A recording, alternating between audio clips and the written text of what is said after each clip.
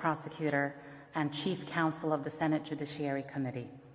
In 1980, he was appointed to the U.S. Court of Appeals for the First Circuit by President Carter, becoming chief judge in 1990. In 1994, he was appointed as Supreme Court Justice by President Clinton. He has written many, many books and articles about administrative law, economic regulation, and constitutional law. His latest book is titled The Authority of the Court and the Peril of Politics. We are so glad to have him with us today. Justice Breyer, it's an honor.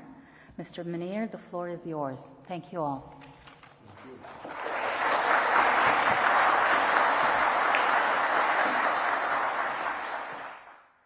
Thank you, Aslan.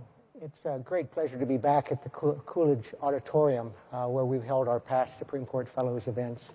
And it's a special delight to have Justice Breyer to join us for a conversation today. Justice Breyer has a distinguished record on the court, but on top of his day job, he has also compiled an impressive list of books that he's authored. A stack of them are available right here. His most recent book is called The Authority of the Court and the Peril of Politics, and we'll be talking about that book a little bit later. All of these books are available at the Supreme Court Historical Society online or at their gift shop. But before we talk about the books, I'd like to just go back to the issue of the justice's day job.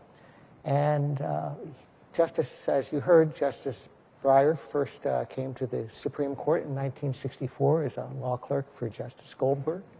And he joined the court 30 years later. So he has an insider's perspective that spans 60 years of the court. And that's about a quarter of the court's history. And so I'd like to begin by just asking you about what changes you've seen in the court, in its culture, in the personalities that are there, and the way it goes about doing its work. Well, there of course change of personalities. Byron White said with every new appointment, it's a new court. There's the interpersonal relations and how it all functions as a unit change. Of course, that's changed. Let's see who was there. If I can remember everybody. When I was a law clerk, Warren was the Chief Justice. Yes. Brennan and had the office next to ours, and Goldberg had where Justice Kavanaugh is now. And there was Potter Stewart and John Harlan. And Douglas was at the end, just where Justice Barrett is now. And Douglas was... Goldberg would send me down to talk to his somebody in his office when something unpleasant was going on, because he didn't want to face Justice Douglas, I guess. But nonetheless. And on the other side was Byron White, was on the other side there, and Black was in the other corner. And, it was a great court. But they had a mission. That I think, was the difference. I mean, I'm not saying, look, in 54, the court decided Brown. And we all know what happened in 55, nothing. And 56, and then 57, it gradually started, and there were the Freedom Riders, and there was Martin Luther King, and things gradually began to change. But the key word is gradual. And when you saw how Jim Crow and segregation was involved in the law there, it wasn't just like one law. It was an incredibly complicated set of interrelated laws that established the system. And the court was met with one thing after another. And a lot of places in the South, primarily, didn't want to do it. And then they didn't. And then how are we going to get them to do it? Well, President Eisenhower had a lot to do with that. I mean, he was right to send the paratroopers to Little Rock. But the court had one challenge after another, or one. So it was a court that was trying to work out, because no one was helping it. I mean, Eisenhower did in 57, but Congress didn't pass anything. And would people do it? And I think they were very much focused on that. And a lot of that single idea that here equal protection of the laws is in the Constitution, and now we're going to see if the people do accept it or not. And that was what happened at the court that my year there, 64, 65, and somewhat before, and probably somewhat after, is built around that idea. And there's no reason you have to have a court built around an idea that isn't better and it isn't worse. And later on, things change. And since I've been on the court, the 27 years, you sort of just did your job, decided the cases. Might not get them right. Do your best. And there we are. But I can't say a single mission of any kind. And probably the country might be better off for that. Because I don't know exactly what it would be. But that's a big difference. It's a big difference. Justice, one of the differences I see in that court is of the justices you named, only 2 I recall being Court of Appeals judges. It was a much more diverse court when we think of justice. Yes. Justice Douglas coming from the administrative realm, Justice Black being a senator. How do you think that affects the court in terms of the breadth of experience that court had? It was a plus. I think it was a plus then, I think. But I mean, I wasn't privy to the conferences, really. But the justice, I mean, remember again the mission. Mm-hmm. I mean, remember what they're trying to do. And I sometimes think or say, when people say, oh, well, it's a good thing not to appoint a person with a political background, I think, really? I mean, suppose that Chief Justice Warren had not been governor of California. Suppose he'd never had the experience of being nominated by both parties and overwhelmingly elected again and again. Maybe they wouldn't have been able to get that Brown versus Ford written, or Cooper versus Aaron, or having gotten them written, figure out how to do their best as a court. You know, you can't do that much to influence other people. But he had that experience, and I think probably at that time that was a plus. You know, one experience that court did not have, and the current court did not have, but an intervening court did, was a judge from a state court, Justice O'Connor. No, that probably would have been helpful. I mean, a breadth of experience is helpful. I'm pretty sure. I can't prove it. But Thurgood Marshall, supposedly, somebody'd say something, and he'd say, well, that is not what I've experienced. And he came from a background that had a pretty different experience. And he could use that and tell people about it. It would help. Well, can we move to the present and how you go about doing your work? How do you prepare for a case, for a decision of a case? You face some of the most vexing legal issues that have divided lower courts. What is your process for once a case has been granted for review, from the time the briefs arrive to the time the opinion? Oh, once we've granted review? Yes. Okay. Once we've granted review, you know, we're as you well know, we have probably about, 7,000 cases requesting review. That's about 150 a week or so. And they divide that among the law clerks, and they write memos. So I get a stack of memos like this, and I go through them pretty quickly and reduce them to the possibles, which are like that. And I said, well, how can you do that so quickly? I'd like people to think, oh, he's a genius. That's how he does it. It has nothing to do with that. It has to do with the fact that we have a pretty good criteria. Is there a split among the circuits? If there is a split, if they're perfectly good judges in the circuits, you know, and everywhere else, I mean, but if there's no, so why, if there's no split, would we take the case? Sometimes there's an answer to that, but not too often. But if there is a split, then the federal law, which is what we're deciding, or the constitutional law, is different in one place than another. So now we've taken the case. Then what happens? So that's why I can do the possibles pretty quickly and give them back to my law clerks. And then we'll discuss them like we just finished discussing them before I came over here. We're having conference tomorrow. The chief puts on any one person can put on any case for discussion.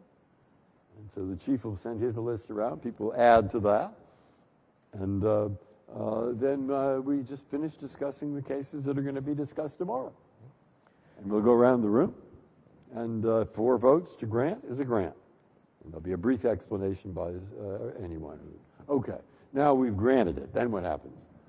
They start writing briefs. Why are they called brief? That is a mystery to me. Well, there we are. All right. Then we'll get a stack. I just finished reading the briefs for these next 2 weeks that are coming up. You know, we have our oral arguments. The oral arguments are divided into 2-week sessions. The first 2 weeks of October, November, December, January, the second 2 weeks of February, March, April. And in each of those oral sessions, it's Monday, Tuesday, Wednesday, Monday, Tuesday, Wednesday, and then conference on Friday, sometimes conference on Wednesday afternoon. All right, there we are. So what do? I get the briefs, and I'll read them. This time it's not a memo, at least not yet. And I'll go through them. And I will, usually I can read them in any order I want. So I'll sometimes normally read the opinion below first, because someone's complaining about it. I don't always read the opinion below. I mean, it might say, we decided this because of the case of X v. Y. I say, thank you, X v. Y isn't even, forget it. I'll go to the petitioner. What's the question? Read the blue brief. That's blue, that's the petitioner. Or red brief is the respondent. The government might file a brief. It's always gray. Why is the government always gray? I don't know. And sometimes I'll read the Solicitor General first, particularly if it's some complicated governmental thing, because I've talked to all the agencies and they'll understand it. So I go through these fairly quickly. And then the yellow brief. Actually, if I start with the SG, I might go to the yellow brief. The yellow brief is the reply brief. Why start with the reply brief? Because it'll say the same thing as the blue brief said, but more succinctly. That's why. So what I'm trying to get in my mind is the structure. What is this argument? What are their points? And now, when I've got that, I'll go to the amicus curiae. And there it depends. I'll read them in a sense. I mean, they're the light green ones for the blue side, and they're the dark green ones for the red side. Okay, so I may just go like that. And I may pick out the ones, you know, if it's a question of bankruptcy law and there's some brief which has 19 bankruptcy professors on it, I might read that first, I admit it. Because they'll have spent their lives in this, and I'd like to know what they think about it. And then I might go to some other group, and I might, but I'll go through all of them, at least looking at the table of contents. And what I'm really looking for with the amicus briefs is are they going to tell me something that I haven't already heard? Like, for example, when we had the right to die case, you know, the right to assisted suicide, well, it was great with the amicus briefs because there were about 80 amicus briefs, but they did the intelligent thing of getting different groups, like the nurses groups, the doctors, the hospice workers, and the nurses that were the ones who wanted the constitutional right to die and those that didn't, and the retarded people, all kinds of different groups. And what they told us was, if you decide this way, this is what's going to happen to people in our group. And you could say, well, that isn't relevant, but sometimes it is relevant, and it depends. And I want to know. And the worst kind of brief is it's like the AFL-CIO. I'm not saying that. You could be the Chamber of Commerce. They file a brief, and it opens up, and you read it, and then you know what it's going to say, because it's only 4 pages long, and it says, we're on the side of the plaintiff, or the petitioner. I say, thank you very much. That's incredibly helpful. Yeah. I mean, so what I'm looking for with those amicus briefs is learning something. Now, probably I cannot do more than 2 cases a day. Usually, if it's a long and complicated one. I'm not saying I do it tremendously thoroughly, but I want to walk away from that reading with a structure in my mind as to what this is about. And then I will talk to my law clerks, and they're dividing them up. And I say, well, this is just a tentative reaction. Don't take it as a given. I might come out right the other way. You now are going to read these with more care than I have, and you're going to write a memo, and I want to be sure that that memo answers this question, da, da, da, da. And I'll list 3 or 4 questions, and anything else you want. So if it's something that I've said, Jesus, I'm sorry, I don't swear. I said, this is the worst statute I've ever seen. It's written with 14 theys in it, and you don't know who they refers to. I said, tell me which is which here. Okay, but if it's something that not like that, and most of them are not like that, I'll have the structure, and then they will give me a memo. And the memo might be short. Sometimes they'll say, we'll talk about it first. And I say, well, there's not much need here for much. Or it might be long. I said, gee, I want to know the history of tribal relationships to the Department of the Interior on this particular question since the year 2. Okay, because I want to know who's right about that history there. Did this British common law thing, did it really, was Blackstone really say that? And sometimes I want to know that, and sometimes I won't. Sometimes I won't care. Okay, so they will produce a memo. Then I go through the memo before the oral argument. And then the oral argument, see, I'll go with all the clerks. I want them all together. Then I'm in the oral argument. And what do you expect from counsel at oral argument? Oral argument, what I expect is that they will have a few minutes where they can say their main points. It's not really for them to make the points. Every one of us is thinking, I understand this case very well by the time we get into that oral argument. That was, it used to be, it could be different. Learned Hand apparently did it differently. Frankfurter did it differently. They would really get the understanding from the oral argument. I don't think we do. And I don't think we have the last 27 years. I think we've walked in there. Sometimes our minds are changed about what we think. But we think we understand it. Okay. Then we see. And we'll ask questions. And the question, the half hour each side, or sometimes a little longer, is for us to ask questions. That's how we see it. You know, it's not for the lawyer to make his argument. He better have made it in the brief. And if it's something new, why didn't he put it in the brief?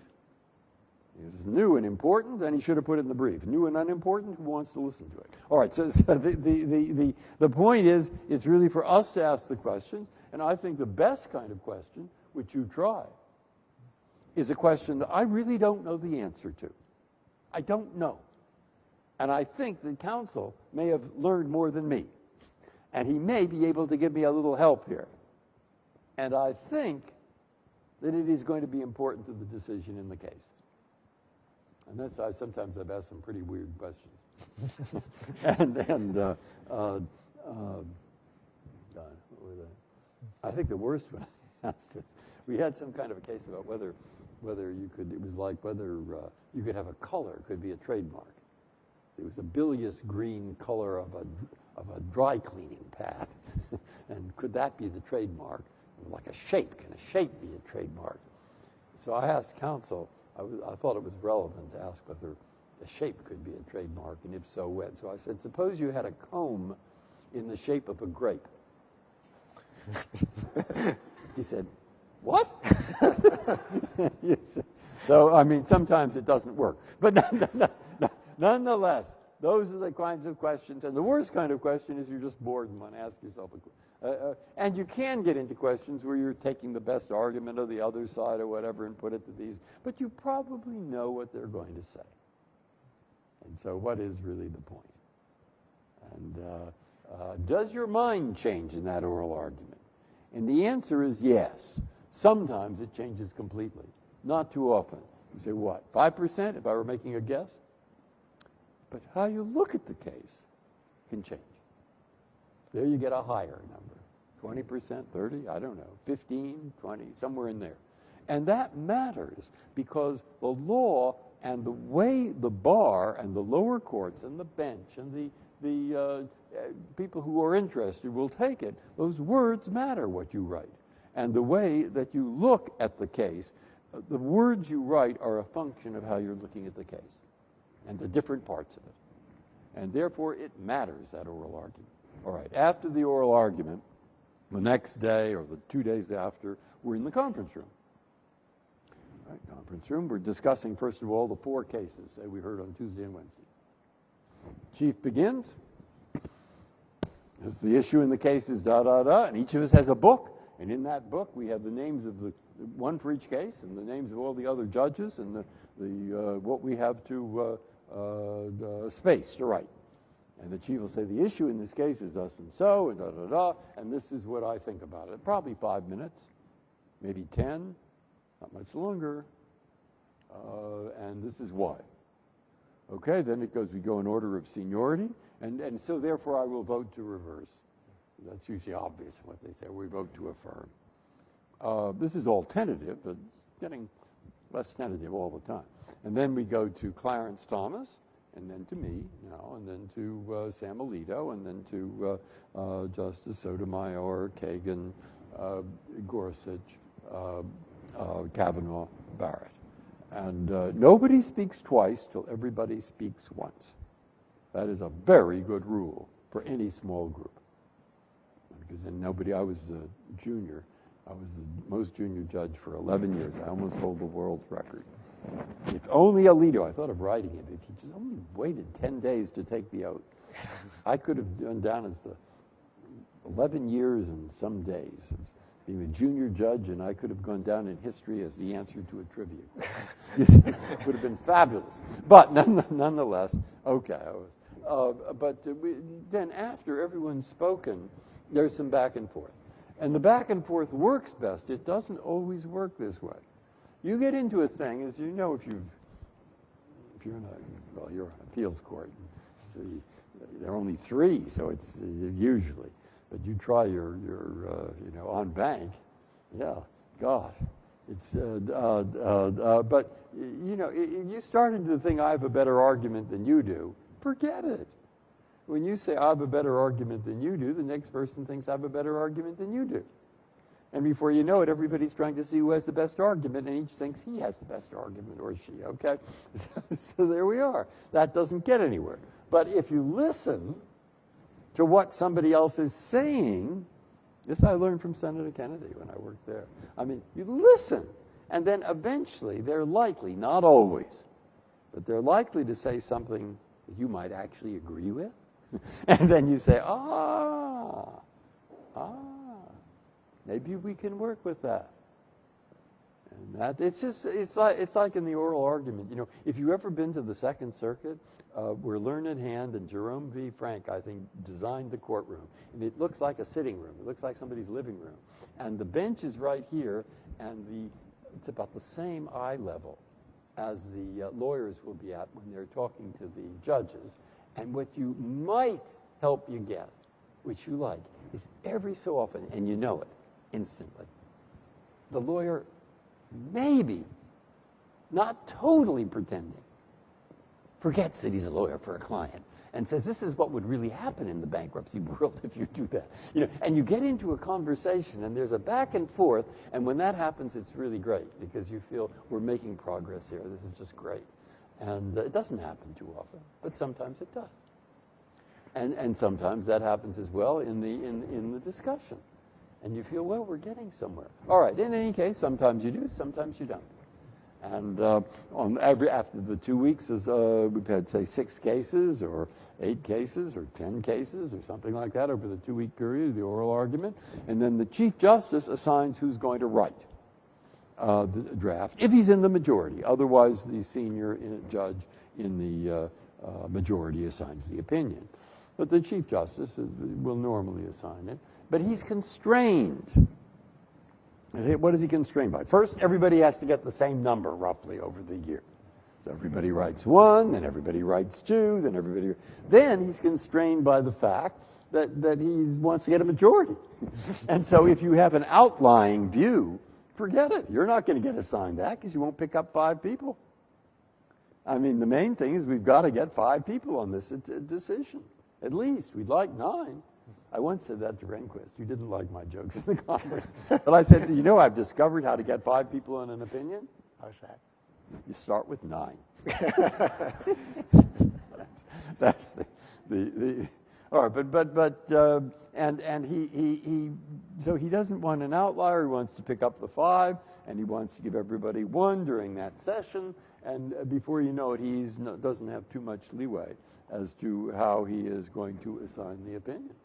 But he will assign them, and then whoever's senior in the dissent will assign the dissent. But probably, normally, we used to be anyway, and I think it's probably still true, we'd be unanimous almost half the time. And the 5-4 decisions that everybody used to talk about were about, I don't know, 20%, 15%, sometimes a little more, sometimes a little less. Not the same 5 and the same 4 all the time.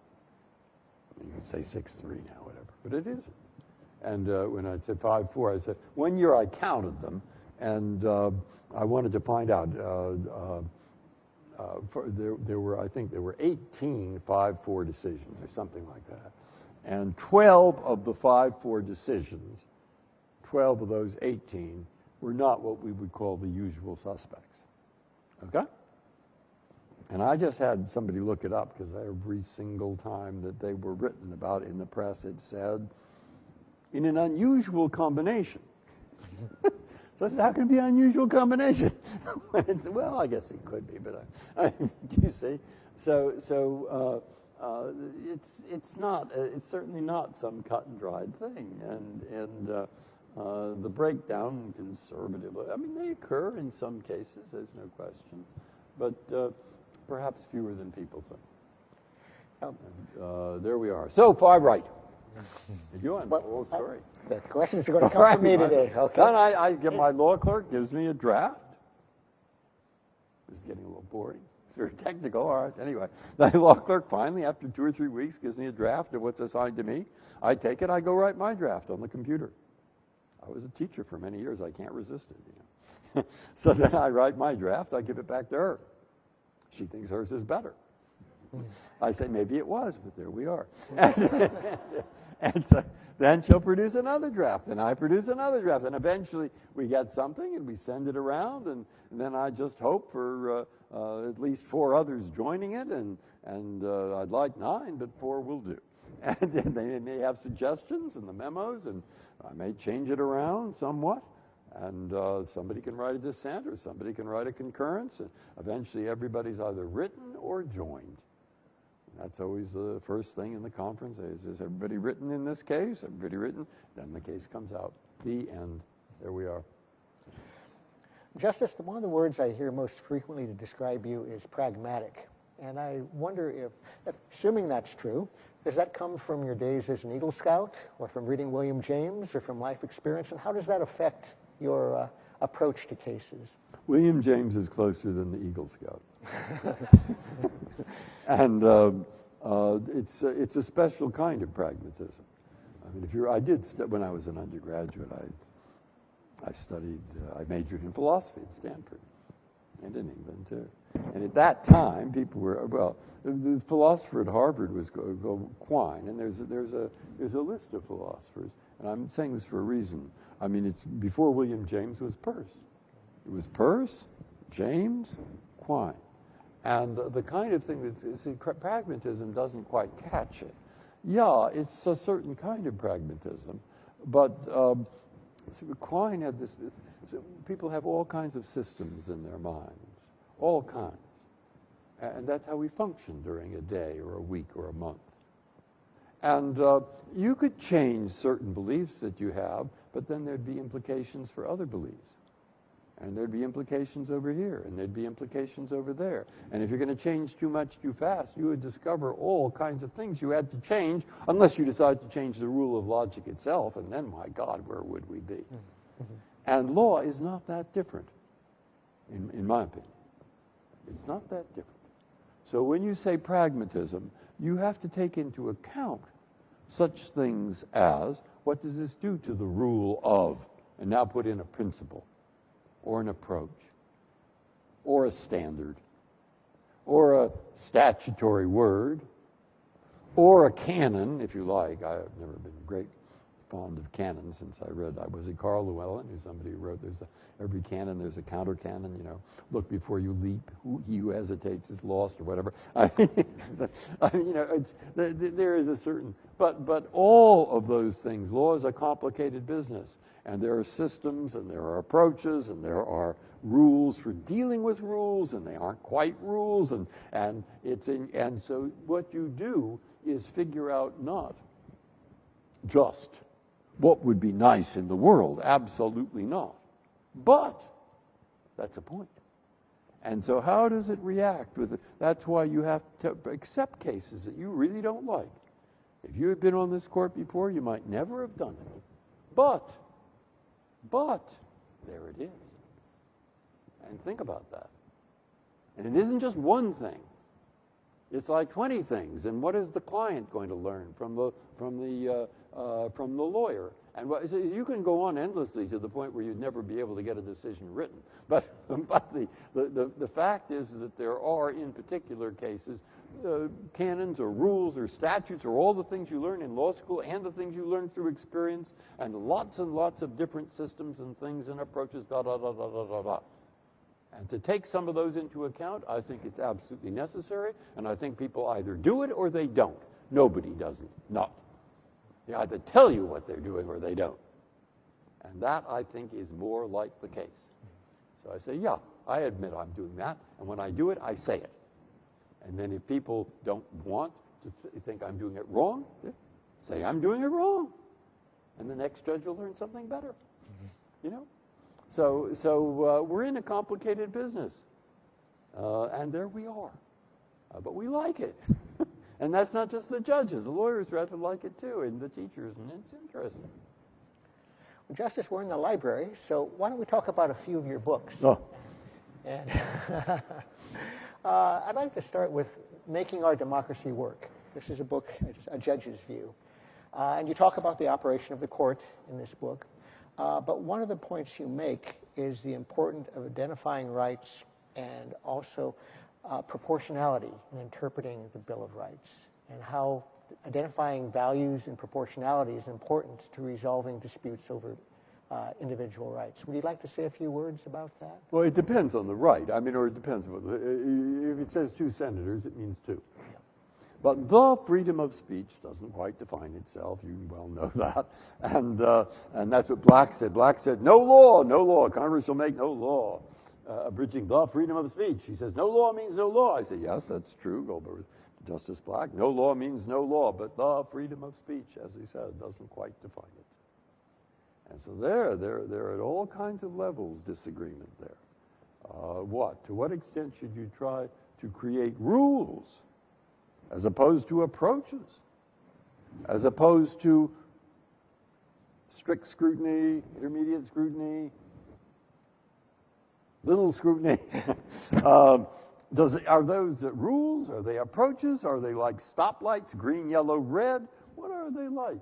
And people can have a hard time. And so my own view, and why I say that there, is yes, those approaches, green, yellow, red, if you like, will answer some questions for you. Usually not the questions that we get, sometimes, but not too often.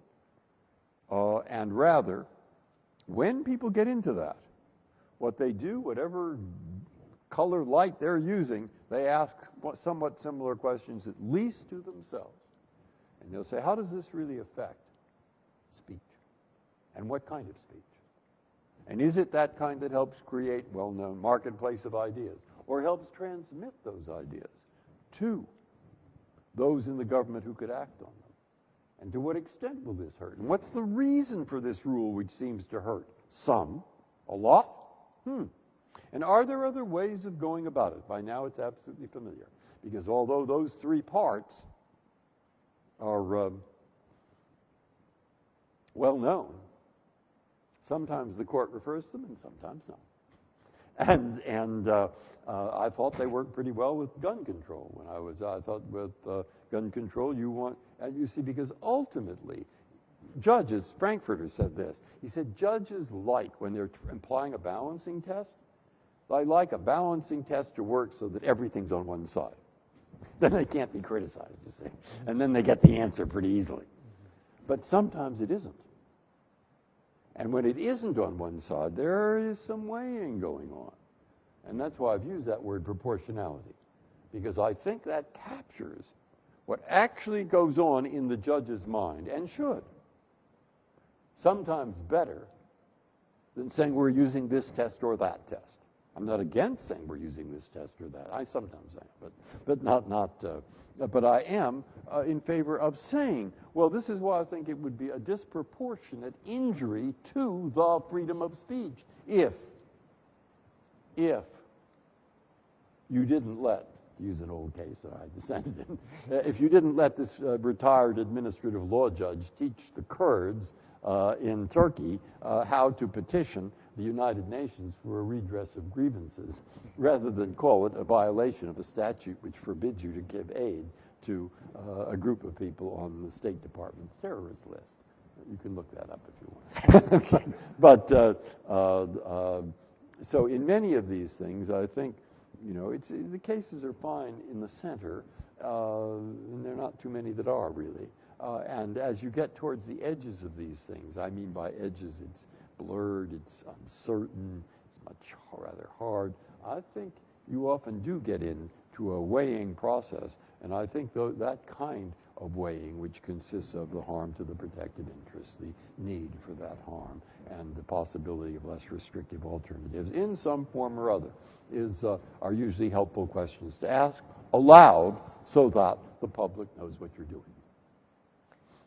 I'd like to turn to another one of your books. This is Active Liberty, Interpreting Our Democratic Constitution. And I guess my takeaways from this book, the general takeaways, is first that the court should consider the democratic underpinnings of the Constitution when interpreting it. And second, that the people have a responsibility to participate in those institutions to make democracy work. Is that a fair description?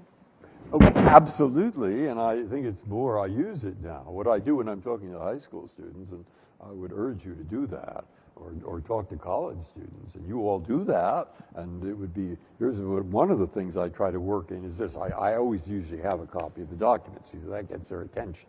And I say, this document, I say an awful lot of people, of course it's important, it helps keep us together as a nation of 331 million people who disagree about everything. And I said, but it keeps us together as a nation. And I'd say, well, if I want to think of how to describe it to the high school students, I think when I was in high school, I used to listen to a radio program, and it was called the Sergeant Preston of the Yukon. And Sergeant Preston was out there in northwest Canada, near Alaska, patrolling the borders. And life was tough on the borders, very tough. But he was part of the Border Patrol. And this sets borders. I say, it doesn't really tell you what to do, occasionally it does, but some of those border questions are pretty tough. Is abortion inside or outside, and so forth? You know, you can think of tough questions.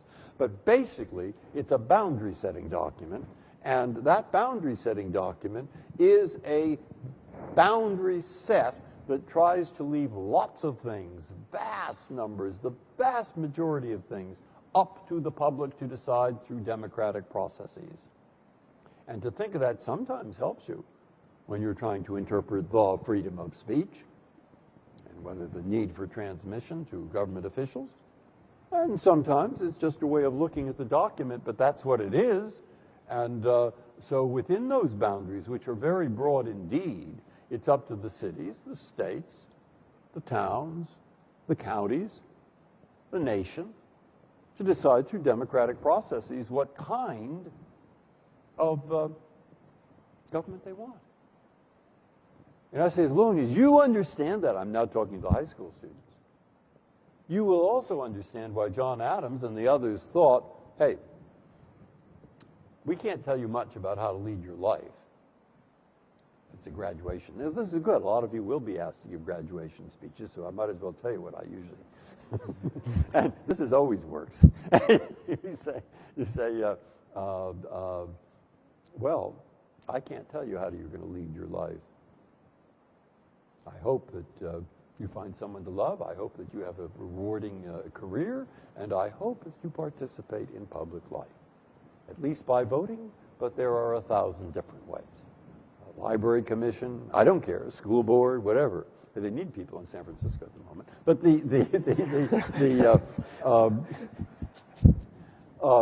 But participate. And I can tell you one thing from my experience. I think that John Adams and the others were right about this. If you don't participate, this document won't work. Because it is a document that foresees your participation in a democratic government as essential to the experiment that is this country. Okay? And that's what I want them to take in, because now I'll say, you know, being a little older, I can say to them, and by the way, it's up to you now. It's up to you, my friends. And you don't like what that person has been saying, go talk to him. Okay, anyway, you see the point. And so, of course, I think this is... Well, Justice, you mentioned you were a law professor. I happen to have the case book that you authored here. That's not on sale at the Supreme Court Historical. Why not? These are great cases written by me. But it brings up the question of the academy, the legal academy. Is it doing its job well? Yeah, pretty well. I think what we are, and it used to be true, and I hope it remains true, is that we have three parts, if you want, to our profession. Looked at from the point of view of the judge, my job is to decide cases, but I'm not going to know enough to know how those cases, which work out, which don't work out, and so the academy tries to put them together into some kind of coherent whole, and then they write articles about it, or they write treatises, or they teach their classes, and the bar has an opportunity to read what they write. And the bar will then, when they find something useful, let us know in the next case, at least if it favors them. But there are two sides, and so we'll get to know. And then we maybe can write a better opinion. And then we go through the process again. Now, I think that is a traditional role for the academy. They have other roles too, of course. But that is one that's important.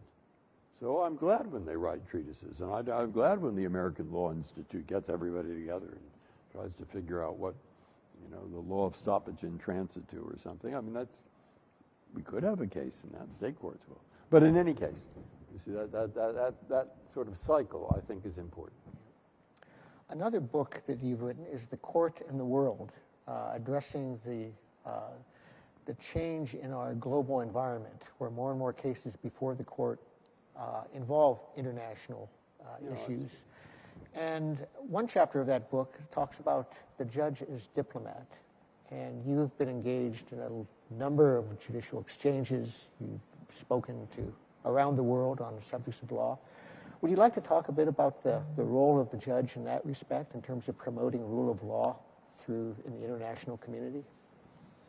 Well, the main rule, I don't know. I thought, I think it's a useful thing to do, but it says you don't have to convince judges that a rule of law is important. I mean, sure, they think that. Nor lawyers. They make their living out of that, too. The people you have to convince, and this is what I said once to the Chief Justice of Ghana, she was trying to produce a better legal system there. Rule of law that's what that book is really about. I mean, that's what she asked me, why do people do what you say? And that's a very good question with a very, very long set of answers that don't really answer it. And time, and 200 years, and lots of cases, and all kinds of things that happen. And that's what I think is important. When you meet the judges from other countries, it's helpful because at least you know each other exist. And sometimes they'll write something that's quite useful for the case in front of you. More often not, but sometimes. And where judges have, after all, the same kind of document we have, like the Constitution, and the same kind of job, and more of the same kinds of problems, we might learn something from that. We don't have to follow it. But sometimes it's useful. So I think all of those things, I put some examples in there of where I found it useful. But I think the main thing now is to understand how, even if you never set foot outside the country, it's still, this world has changed. And it will change more. And what do I mean by that? Well, we had a case, and I put this in there because I thought it was so interesting. A student in physics, I think, or science from Thailand was studying at Cornell, and he discovered that his physics text, or whatever it was published in Bangkok at a lower price, in English. Quite a lot lower. So he wrote to his parents and said, send me a few, and they sent more than a few. And so the publisher got a little annoyed and sued him. And the question was whether or not he could bring copies into the United States from Thailand at a lower price and sell them, even for this copyrighted book. And forget what the answer was. I don't forget, but I mean, that's not the important thing. To me, the important thing is that it was a very complicated statute and really hard to understand the part that was relevant to this. And yet we received, on what seemed an awfully technical thing, a bunch of amicus briefs like this from all over the place. And I didn't understand, why are there so many people writing on this case? And then I found finally in one of them what I thought was the answer to that question, and in effect said to the judges, you realize that your answer to this question is going to affect $3 trillion worth of commerce? Now, that's the world today. And that isn't going to go away. And we had a very interesting case where Nino and I were absolutely seeing eye to eye on a question that came out of Australia about securities. And could a person, an Australian, sue in New York as a result of what he thought was shares in a company sold in Australia over the Australian Stock Exchange, but that company had bought a company in Miami, and the claim of the plaintiff was it's exaggerated the value to the Australians. Does our securities law cover that? Well, we thought no. That's up to the Australians. And in writing that, when Nina wrote it, I think I wrote something, but I'm not sure. But I thought, because I had to read a few of the older cases, if Henry Friendly had been deciding that case, then when he decided other cases like that, he would have said we were wrong. And he in effect did. But what we had today, which he wouldn't have had 30 years ago, is we had briefs from the EU, we had briefs from the Australians, we had briefs from all over the place, mostly sent in by securities administrators who said, leave us alone. We are trying to enforce disclosure laws not that different from yours. Because even in our country, we do not like fraud. And don't interfere. You will cause more trouble than you think. And you see, what does that, to me, reflect? Quite a difference in the world. And you can find cases in the environment, you can find cases in securities law, you can find cases in commerce, you can find them in diseases, you can find them all over the place, where it's useful, not absolutely required, but very useful to know what's happening outside our own boundaries. And so be careful.